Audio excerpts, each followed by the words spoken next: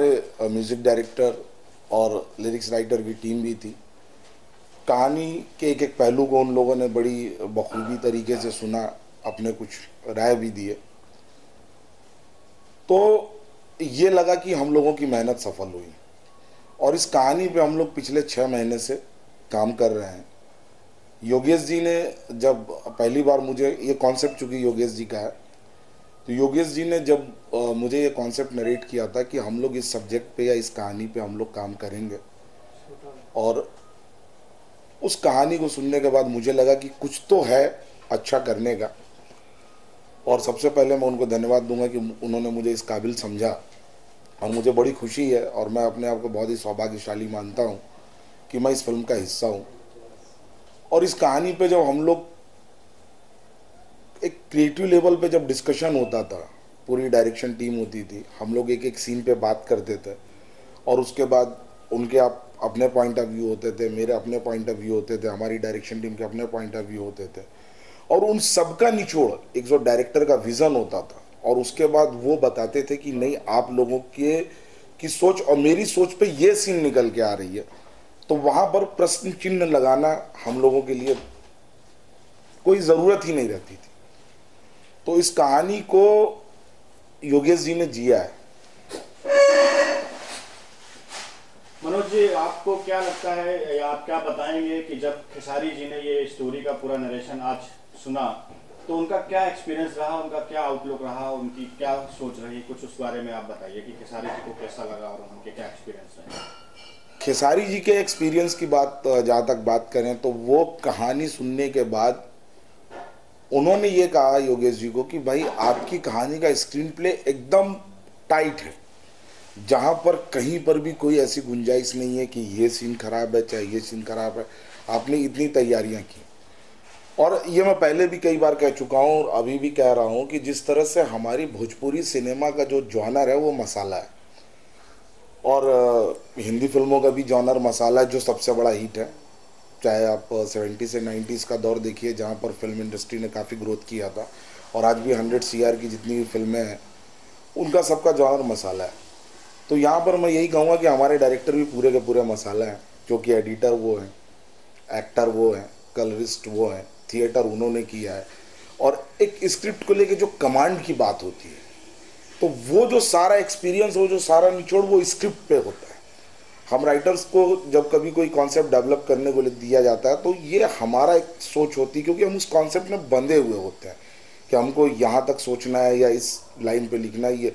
लेकिन यहाँ पर योगेश जी ने मुझे पूरी आज़ादी दी थी कि आपको जो सोचना है आप सोचिए, आप लिखिए, फिर मैं देखूंगा उसमें क्या होता है। और सर हम जानना चाहेंगे कि 2018 में क्या डायरेक्टर योगेश जी की ये हाँ, इस फिल्म को जिस मेहनत से और जिस लगन से बनाया जा रहा है या इस पे जितना काम किया गया है और इस फिल्म के जितनी तैयारियां की गई हैं, मुझे लगता है कि निस्संदेह यह फिल्म 2018 की सबसे अच्छी और सबसे सफलतम फिल्म होगी, क्योंकि उसके पीछे की वो मेहनत है।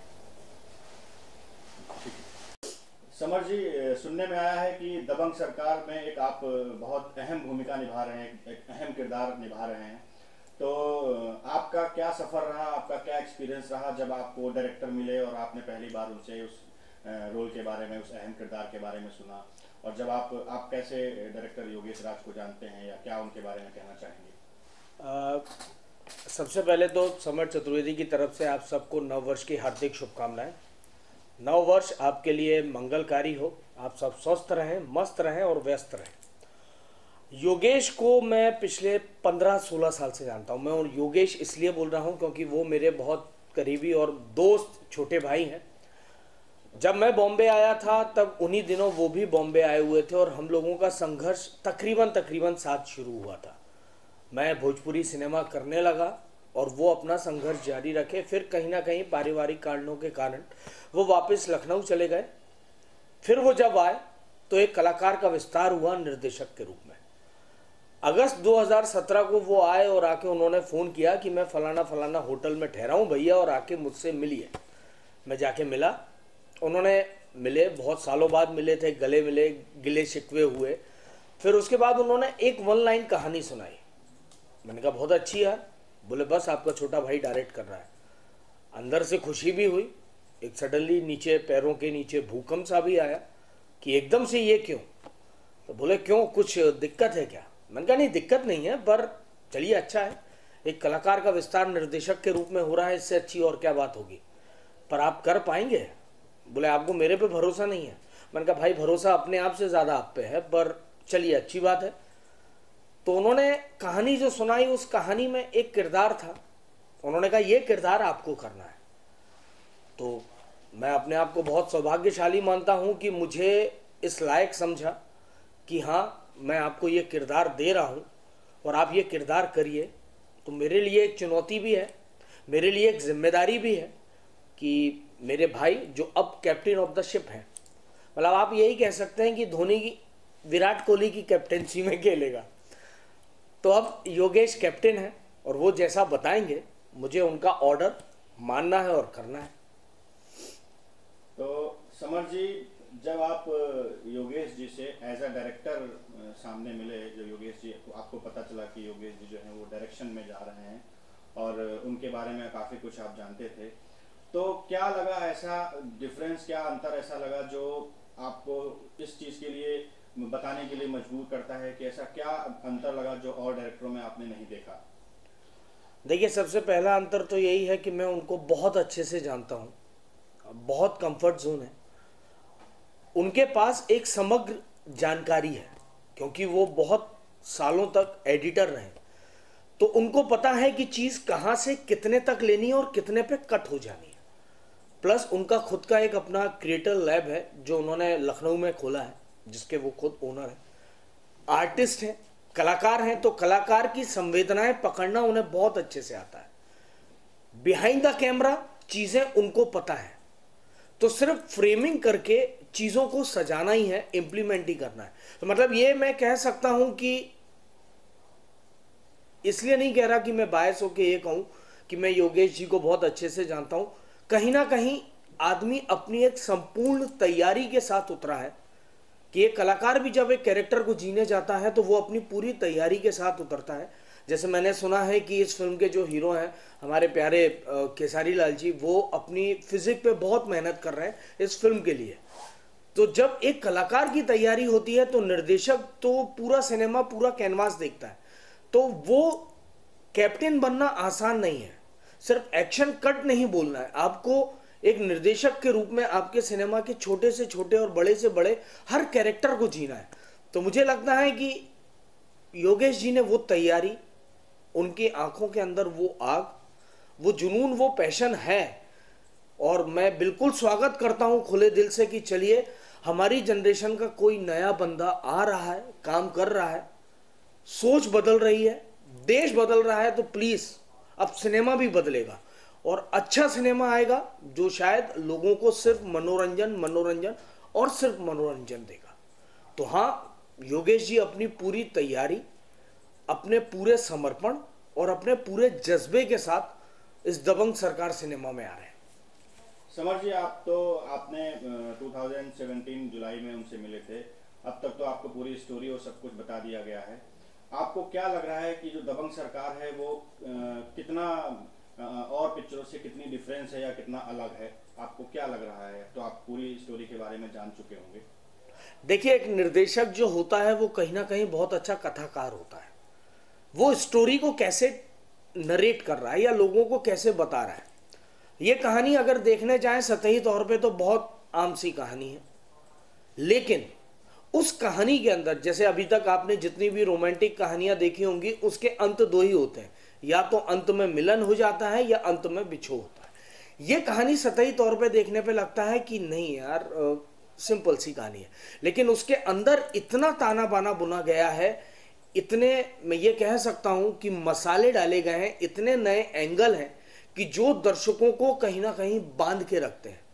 कहानी मैंने पूरी सुनी, वन लाइन सुनने के बाद और कहानी पूरी अब सुनने के बाद मुझे जमीन आसमान का फर्क लगा।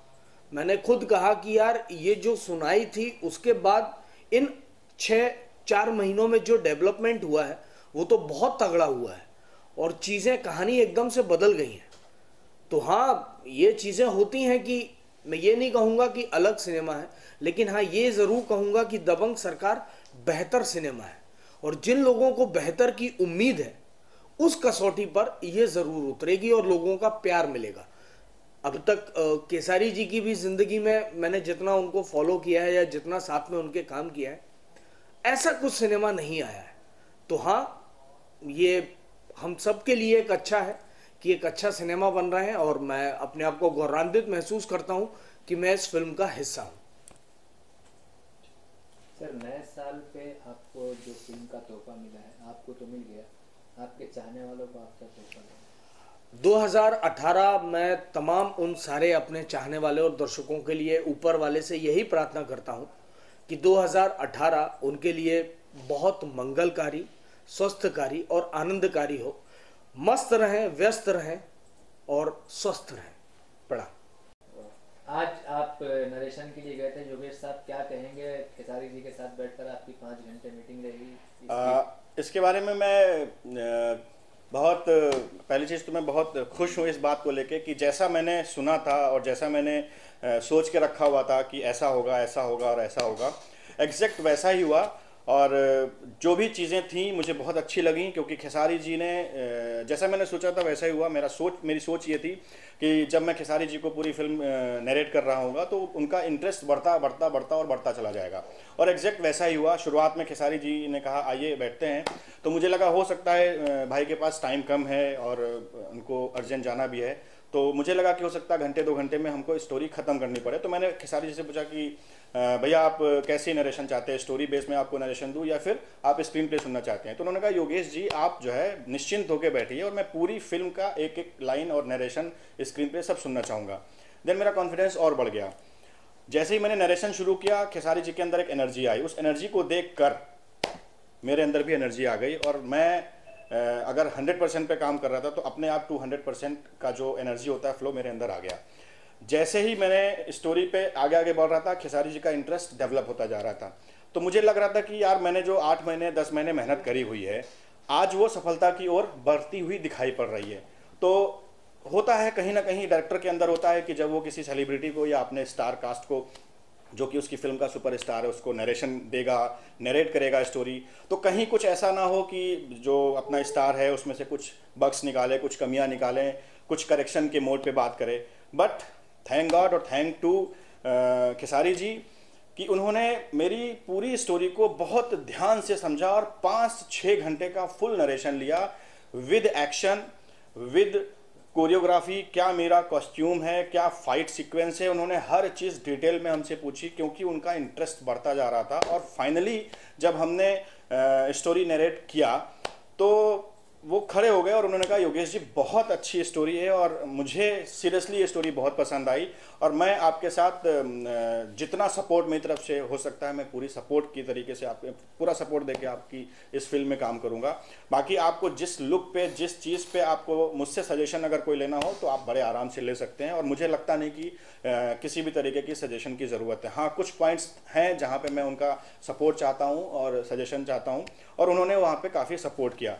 तो ओवरऑल अगर एक्सपीरियंस बोलूं तो मेरे लिरिक्स राइटर भी बैठे हुए थे वहाँ पे, मेरे म्यूजिक डायरेक्टर भी बैठे हुए थे वहाँ पे, और इत्तेफाक की बात ये था कि संजय भूषण पटियाला भी वहाँ पे बैठे हुए। संजय भूषण पटियाला की सबसे खास बात यह है कि उनका काम है PRO शिप का, और वो स्टोरी पे उतना ध्यान नहीं देते हैं। तो मेरे लिए वो संजय भूषण पटियाला जो हैं वो एक कॉमन ऑडियंस की तरीके से मैं उनको लेके गया था। मैंने कहा भाई बैठो, आप देखो एक बार। तो उन्होंने शुरुआत में कहा था कि सर मैं स्टोरी में क्या बैठूंगा, मेरा स्टोरी में क्या काम। मैंने कहा ठीक है, जब तक पसंद आए, ये मेरा प्रैक्टिकल था, तो मैंने कहा ठीक है जब तक पसंद आए तब तक बैठना, उसके बाद तुम चले जाना। और जैसे मैंने स्टोरी नरेट करी और स्टोरी नरेशन से लेके एंड तक संजय भूषण पटियाला बैठे रहे, और पहली बार संजय भूषण पटियाला ने पूरी स्क्रिप्ट, पहली भोजपुरी की ऐसी फिल्म होगी जिसमें संजय भूषण पटियाला ने पूरी स्क्रिप्ट पढ़ी। वहाँ से मेरा कॉन्फिडेंस और बढ़ा कि एक ऐसा इंसान जो कभी स्टोरी पे ध्यान नहीं देता है, जैसे स्टोरी की शुरुआत में वो आया, उसने एंड जानने की कोशिश करी कि कैसे कैसे कैसे, और वो मेरे लिए कॉमन ऑडियंस था। वहीं दूसरा एक्सपीरियंस जो मेरा रहा, जो मेरे लिरिक्स राइटर हैं उनको स्टोरी से बहुत मतलब नहीं होता है, क्योंकि उनको गाने लिखने होते हैं, उनको सिचुएशन बताई जाती हैं, म्यूजिक डायरेक्टर उनको सिचुएशन बताता है, और सिचुएशन बताते बताते वो अपना सारा लिरिक्स को लिखते हैं। बट जो मेरा आज का एक्सपीरियंस रहा वो इसलिए बहुत बेहतरीन है क्योंकि जितने भी हमारे म्यूज़िक के लिरिक्स राइटर हैं, चाहे वो प्यारेलाल जी हों, जितने भी दिग्गज हैं सब इसमें काम कर रहे हैं, धनंजय भाई हैं, उन्होंने क्या किया, सिचुएशन भूल जा रहे थे क्योंकि वो स्टोरी में इतना खो गए, और खुद उन्होंने बोला अरे यार सिचुएशन लिखो, अरे सर सॉरी मैं तो स्टोरी में खो गया था।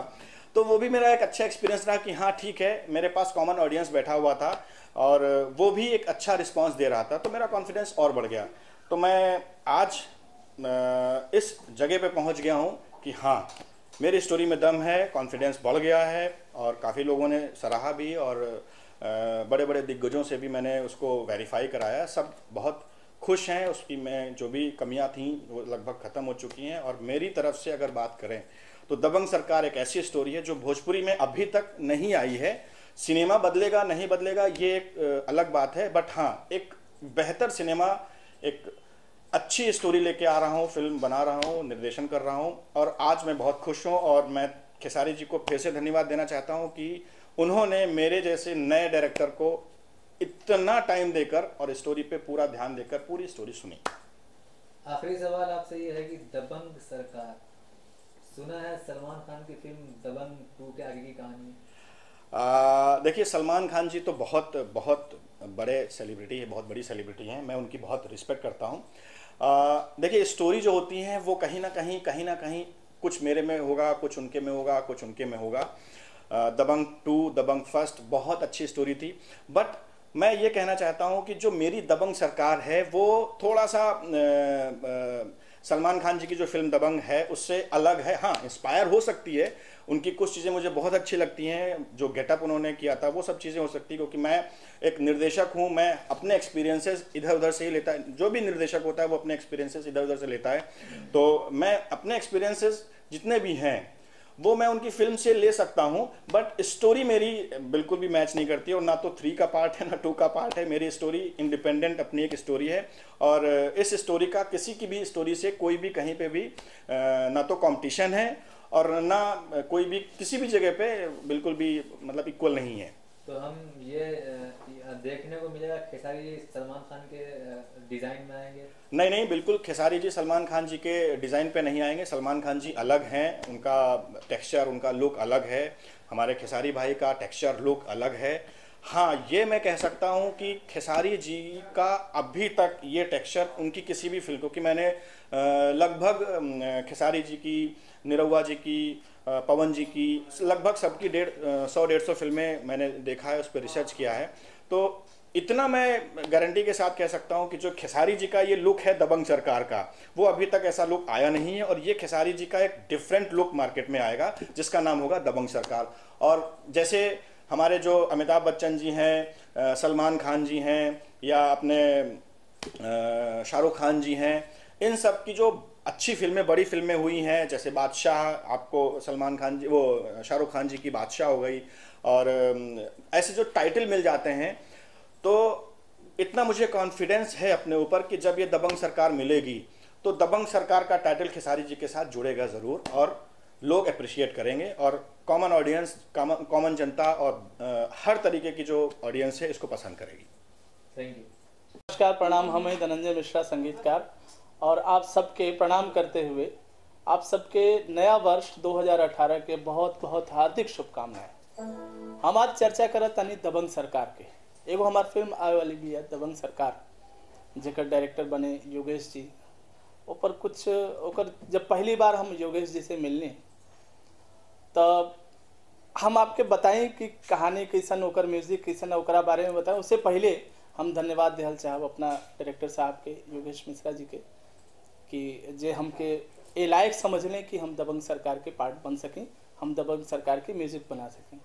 और धन्यवाद करल चाहब अपना स्टार खेसारी लाल यादव जी के, जेकरे वजह से कि हम ए फिल्म का पार्ट बने, ए फिल्म का हिस्सा बने। जब पहली बार हम योगेश जी से मिलने, कहानी पहली बार सुनी, और इनफैक्ट हम बता दें आपके कि पूरा क्रू मेंबर में से जितना भी टेक्निकल स्टाफ या जितना भी आर्टिस्ट, एक्टर, टेक्नीशियन जितना भी हो गए, सबसे पहला पर्सन हम रहनी, सबसे पहला व्यक्ति रहनी हम जे पूरा कहानी सुनी। कहानी सुनते साथ ही हमके लगल कि अगर कोनो भी चांस ऐसा होई कि हमें फिल्म का हिस्सा ना बनब तो हमके बड़ा दुख होई, लेकिन भगवान का आशीर्वाद और आप सबके प्यार हम ये फिल्म के करतनी। और योगेश जी के बारे में बता दें कि टैलेंटेड, एनर्जेटिक और जितना नम्र स्वभाव, जितना क्रिएटिविटी उनके अंदर, जिस तरीके से उनका स्वभाव है उसी तरीके से उनके अंदर क्रिएटिविटी कूट कूट के भरी हुई है। उन्होंने जब म्यूज़िक के बारे में मुझसे डिस्कशन करना चाहूँगा, सॉरी मैं थोड़ा हिंदी में बोलूँगा क्योंकि और भी बहुत सारे लोग हैं जो हमारे भोजपुरी भाषा के अलावा भी लोग सुनते रहते हैं, तो मैं थोड़ा हिंदी में बोलूँगा। जब उन्होंने म्यूज़िक पे हमसे सवाल जवाब शुरू किया कि भैया ऐसे करना है, ऐसे करना है, ऐसे करना है, हालांकि उनकी ये पहली फिल्म है, लेकिन जब उन्होंने म्यूज़िक पे डिस्कशन शुरू किया तो मुझे लगा कि ये आदमी कम से कम 50 फिल्में करके बैठा हुआ है और एक एक साउंड क्या होगा, इसका स्ट्रक्चर क्या होगा, इस गाने का हमारा सिचुएशन तो हर डायरेक्टर बताता है, हर राइटर लिखता है, लेकिन उसके अलावा उसके साथ साथ जो साउंडिंग उसका डिज़ाइन करता है और वो डिज़ाइन बना के जब डायरेक्टर लेके आता है तो खुशी होती है। काम करने के लिए हमको भी मिलता है कुछ, और जब काम कराने वाला इतना पावरफुल होता है तो हमें भी काम करके मज़ा आता है। मैं एक बार फिर शुक्रिया अदा करूंगा खेसारी लाल जी का। आज हम लोग फिर बैठे हुए थे स्टोरी पे, 6 घंटे कितने देर में बीत गए, कब बीत गए पता ही नहीं चला, स्टार्ट टू एंड। एक बार फिर कहानी सुनने के बाद तरोताज़ा हो गया। फिल्म जल्दी शूट होगी, उसके म्यूज़िक पे हम लोग बैठे हुए हैं, काम कर रहे हैं, और एक अलग तरीके का म्यूज़िक, चूँकि म्यूज़िक मैं ही कर रहा हूँ, बहुत सारी फिल्मों में आपने मुझे सराहा है। आपने मुझे आप इस म्यूजिक जो इसमें दबंग सरकार में म्यूजिक बन रही है, इस म्यूजिक को इन दबंग सरकार के जो गाने हैं इसको और भोजपुरी फिल्मों में जो म्यूजिक बनती है इससे कैसे अलग करने की कोशिश कर रहे हैं? क्या ऐसा नया है जो और फिल्मों में भोजपुरी फिल्मों की म्यूजिक में नहीं है, जो इसमें नया लेके आ रहे हैं? ऐसा क्या नया है? सबसे पहले बात मैं आपको बता दूं कि जो हमारा कैप्टन होता है, जो हमारा डायरेक्टर होता है, उसके हाथ में होती है पूरी यूनिट की बागडोर। वो किससे क्या काम कराना चाह रहा है, किससे कितना काम कराना चाह रहा है, ये उसके ऊपर डिपेंड करता है। ये सच्चाई है। मैं इस फिल्म में अगर टोटली मैं ये बात बोलूं कि एक्शन है, एक्शन हर फिल्मों में होता है, ड्रामा है, ड्रामा हर फिल्मों में होता है, इमोशन हर फिल्मों में होता है, लेकिन पता नहीं क्या है इस फिल्म को ऐसा कैसे लिखा गया है कि एक बार इंसान सुनने शुरू करता है तो फिर कहानी सुनने के लिए वो शांत नहीं होता जब तक पूरी कहानी खत्म नहीं हो जाती। जब आप फिल्म देखेंगे तो मुझे लगता है कि फिल्म खत्म हो जाने के बाद भी आपको लगेगा कि थोड़ी देर तक और फिल्म चलती तो और मज़ा आता। और बाकी संगीत की बात करूँ मैं, संगीत के साथ भी मेरे साथ ऐसा ही हो रहा है।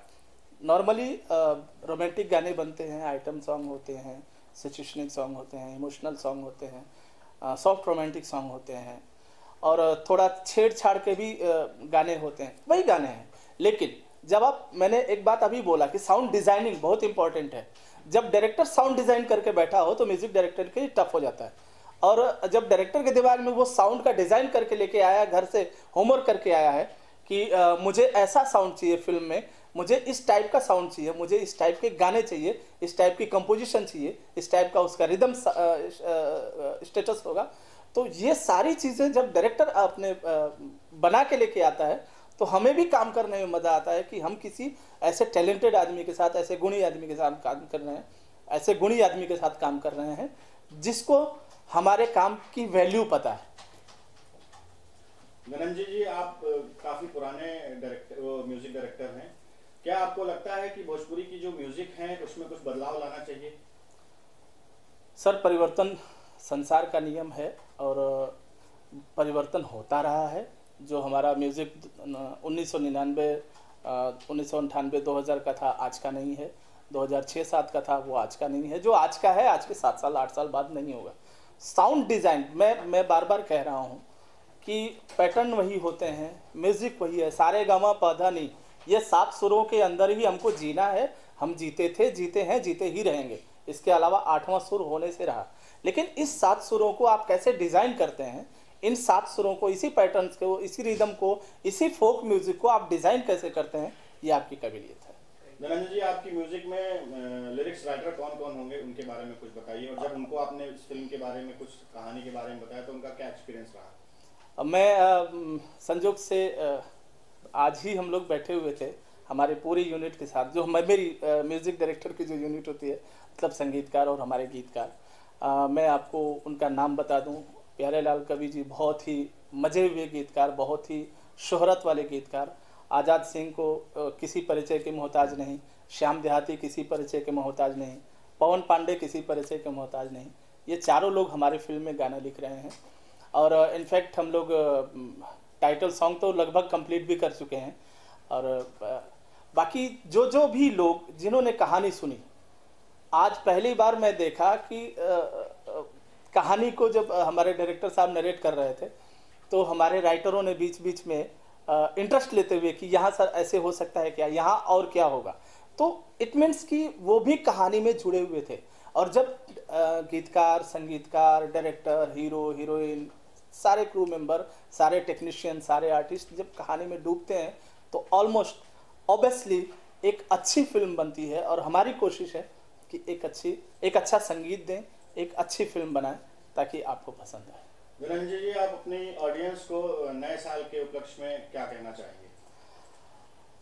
मैं सबको मुबारकबाद दे रहा हूँ नए साल का, सबको हार्दिक बधाई दे रहा हूँ। और मैं भगवान से प्रार्थना करता हूँ, माता रानी से प्रार्थना करता हूँ कि आपके जीवन में खुशियाँ, सफलताएं, आप स्वस्थ रहें, खुश रहें और निरोग रहें, मस्त रहें। और साथ ही साथ हमारे समाज को भी लेके चलने की हमारे समाज को भी लेके चलने की जो एक दूसरे की जिम्मेदारी है, उस जिम्मेदारी को भी सब लोग पूरा करें। अच्छी फिल्में देखें, अच्छा संगीत सुने, अच्छी चीज़ों की परख हो, अच्छी चीज़ों की परख हो। और अच्छी चीज़ जब आप सुनेंगे तो ऑब्वियसली एंटरटेनमेंट, हम तो एंटरटेनमेंट परोसने वाले हैं, हम तो आनंद परोसने वाले हैं। जब आप आनंदमय होंगे तो आपके जितने भी कष्ट हैं, जितने भी तकलीफ हैं, जितना भी तनाव है, वो दूर होगा। विरंजन जी, जब आप इस फिल्म की म्यूजिक बना रहे हैं, दबंग सरकार की म्यूजिक बना रहे हैं, तो जो आपके फिल्म के सुपरस्टार हैं, क्या जब उन्होंने सुना या जो उनके साथ आपका एक्सपीरियंस रहा है, या उन्होंने क्या चीज़ बोली, आपको क्या सजेशन दिए, क्या वो बातें कुछ शेयर कर सकते हैं?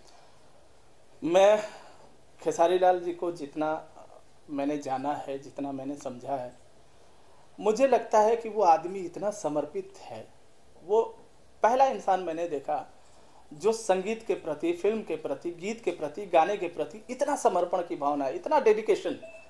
मैं विश्वास नहीं कर सकता कि मैं अगर रात में हम लोग 3 बजे भी, 4 बजे भी कभी कभी हम लोग बैठे रहते हैं, गाना चल रहा है, मुखड़े बन रहे हैं, कटिंग हो रही है, मेरी चीज़ों को ना कहा जा रहा है, राइटर की चीज़ों को ना कहा जा रहा है, लेकिन चीज़ें जब बनते बनते, जब घड़ा को ठोकते जब वो घड़ा बनता है, बहुत अच्छी चीज़, बहुत अच्छा घड़ा बनता है और बहुत अच्छी चीज़ बनती है।